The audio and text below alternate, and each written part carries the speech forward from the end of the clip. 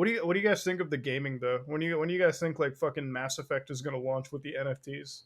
What do you guys think all of the NFTs are gonna invade the gaming world? I think we've successfully repelled the NFT invasion. I don't think so, man. You think we're gonna have to gear up for another fight? Ooh. I don't think they're gonna let it die. Man, who's the guy? Who's the guy that did all the voice acting and he came out with NFT thing and then everyone shit. Troy Baker. Yeah, Troy Baker. Troy Baker. He came out with that. And everyone shit on him. Like, open their bowels, release the waves. Like fucking spread the cheeks, blow it out. Some and of then the he horses like came out. I'm sure we had some horse shit. You know, Nux's dad didn't have to do surgery that day. It was like a natural fucking thing. It's like, all right, cool. What's a game you're really looking forward to, Actman? Honestly, dude, after beating Elden Ring, I feel this hole inside me. I'm like, will I ever feel this joy again? You know? Oh, don't fucking say that. I know that feeling. I'm on my third playthrough in New Game Plus. Well, he sounds like my buddy when Breath of the Wild came out. I beat Elden Ring, and then I've kind of been playing the Lego Star Wars interspersed. But you know, like I said, I fucking went balls to the walls in my last video. So I just do you think what is it about Elden Ring? Do you think we're not going to experience in like another game anymore? Like what is it about? I was more so being like hyperbolic. Like, damn, you know, I was looking forward to that, and it was like this drug, and you know, I went through and I did almost all the dungeons. I don't think it's hyperbole. I don't think it is hyperbole. Like, if you think what I personally feel about Elden Ring, I think it's the last $60 game in a long time that actually felt like it was worth the money. Like, it's been so long when you like. This is the reason why I don't play too many video games anymore. Is that a lot of games come out for $60, $70. You know, because they've been price hiked, and it feels like you get very limited content for what you get now. People have accepted that, oh, the graphics have gotten better, and you know, maybe like games have become more like live service components. It's like you buy a skeleton and the game developers add the rest of the game later on. Yeah, the flesh. Yeah. Now, what's really weird to me is like a game comes out and a year later it becomes like the final realized product of what it originally should have been. And I personally feel that those games have less content than what we would have gotten back in the Xbox 360 PS3. No, yeah. Dude, that's what I was saying, man. When games were good, bro, every single game was just so good. Yeah, we're going to have to wait a year for Infection in Halo Infinite. And it's a mode where if you hit a guy with your sword, he gets on your team. Like, that's it. That's all it is. That's all it is. And for me... And, dude, if they don't, for one, also, if they don't put the Flood in Halo...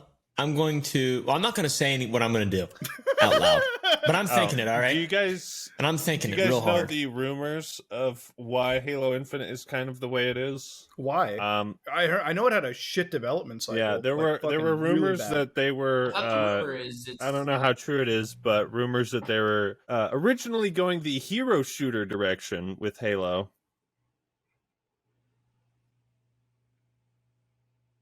We're having a moment of silence because this is about what you can expect from this.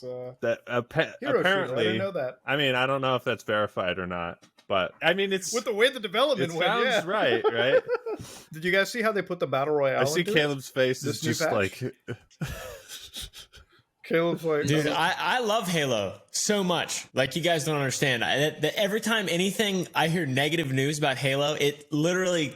It's like I'm a beautiful flower, and every time I hear anything negative, a petal falls off. You're getting deflowered by. I've only got so many left, bro. So many left.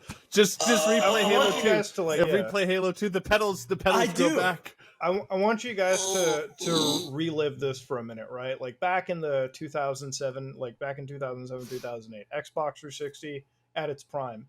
Halo 3 drops on one disc and without any patches, right? Back then, patches used to be under a megabyte, right? Like that's what a patch was, a day one. Right. So you buy a disc for Halo 3, you put that shit in your Xbox 360, you get the whole campaign, split screen even, right? With your fucking homie right next to you. Because that's how me and my brother, this is the reason why I haven't even done the Halo Infinite campaign. Because I usually always do the Halo campaign with my brother. And I hate this argument where it's like, oh, well, why don't you just play it over Xbox Live? I'm like, I can't even fucking do that if I wanted to. I like playing these split screen, right? Like, it's a fucking different vibe playing a game like this. Yeah. It's been there since forever. It's like it's part of the DNA. And then, like, beyond the campaign, like, you play like 1 or 2 levels the night of release. and then you jump into the multiplayer. Like you just back out to the main menu, you go to the full multiplayer, you go to like Forge, you go to Theater, you go to all these fucking options that are there day one. And now when you look at Infinite, right, like they released the multiplayer beta, right, like 3 weeks before the campaign comes out.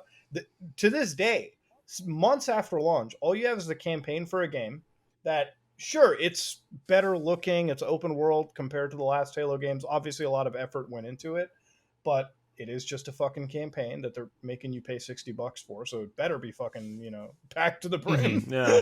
And then the multiplayer is like, it's less than you'd get on the 360 era. Like, what the fuck? The multiplayer, dude, it's so bad, man. I when I was playing it, when they launched it, I was very happy. Everyone it was very happy. fun and it was very good. Yeah, and I was like, what? And then now it's just like, I haven't even thought about playing it since December. Yeah. Well, we had I remember. It's fucking terrible. I remember, like, I was like fucking riding the Act-Man thing when you were talking about the progression on Halo, like fucking Infinite on its drop, right? Oh, and how fucking ass that progression was. Because it's like they found, like, it's weird because, like, okay, so you made a free-to-play game, right? But you have to find a way to make people spend the fuck out of the money. My philosophy, if I was a game designer, if I was like a producer, my thing would be, instead of trying to make it so that I'm basically nickel and diming the fuck out of people playing my game, like, kid, your mom's credit card is connected, you better fucking buy those Halo credits, you dumb fuck. I'd be making a good game, because in my philosophy, like, I don't pay for microtransactions in video games ever. Like, it doesn't make sense to me. However, if I put thousands of hours into a game, and I put like thousands of hours into Rainbow Six Siege, I'm probably going to buy a microtransaction because I put so many hours into your game, because at its core, it's good.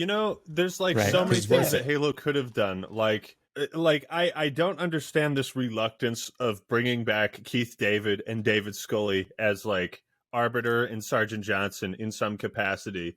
Like they did in Halo 5, but Arbiter in Halo 5 was just like he didn't do shit. He didn't do anything. He had like 3 lines. He was like, but it's like DLC voice packs. Like, even though I don't play COD Vanguard, like I think it's really cool that they're bringing in Snoop Dogg again. Like, but why is he always in the Call of Duty game that I don't want to play? Like last time he was in Ghosts, I don't want to play Ghosts. It's cool that you got Snoop Dogg in, but it's just like there seems like there's so many cool ways to monetize Halo that aren't like within a shitty kind of like challenge-based battle pass system that gets rid of the traditional progression of like military ranks, Like we don't have military ranks in Halo. Yeah, that's the only reason I played Reach. Yeah. That was like, I played Reach. I mean, Halo Reach, I did that. That's the most I ever played a video game. And I did really well and was like even in like a few competitions and stuff when I was a child with an Xbox 360 because I loved it so much and played it so much.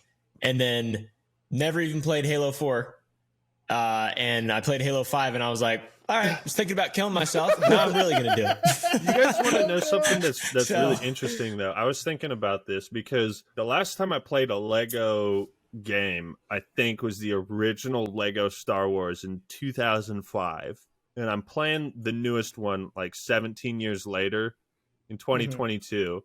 And the fact that it is so instantly familiar that like almost everything is as it was before. Like, there's not a whole bunch of like, oh, Lego, level up your Lego meter and use special abilities. Like, there's no Lego, bullshit. Like that. It's the same kind of, and that's what Halo's missing is you got all those old people and they hop in and they're like, wait, what the fuck is this? This isn't what I kind of remember. Yeah. Dude, even when you look into like old franchises. Like Lego Star Wars. I hop back into Lego Star Wars after a 17-year hiatus and it's completely familiar. It's completely familiar. Well, it's like muscle memory. You get right back into it. You're like, it's like you never stop playing. Like back in Bethesda does that shit. Back in the day, dude, it fucking ruins the experience. Fuck Bethesda. Assassin's Creed. How many of you guys remember playing that back in the day? A bit. You guys remember Assassin's Creed? Played it a bit. No, I played the shit out of all of them. Did you play it, Nux? I played here and there. I didn't really get. So Caleb knows. Back when it came out, Assassin's Creed 1, 2, and 3. Oh my god, the most conspiracy theory shit imaginable. Like this is like. Dude. Alex Jones would be jacking himself off playing fucking Assassin's Creed. That's how fucking... I remember being naked one night and playing a game when I was a 10-year-old boy, right? And then some shit would happen. I'd be like, what? There's no way. The fucking like story and like how just it wasn't really insane really, but as a kid it was so enjoyable how many layers to that game that there was, and it was fun, and you were murdering people, and it seemed like there was a reason. And the game just had so much to and you it. get to the end of Assassin's Creed 2, and it's like, what the fuck kind of space age conspiracy theory shit is this? And you know what Assassin's Creed is nowadays? You buy that shit for PlayStation or Xbox, and it's just like it's just like it's a mukbang. It's like watching a Nico Cotto video, and it's like the food that's on his table. It's like there's no substance to it. It's just 900 packs of fucking ramen. Sure, that's gonna last you a month, but it's not gonna be a fun time. You know, like it's just it's shit. like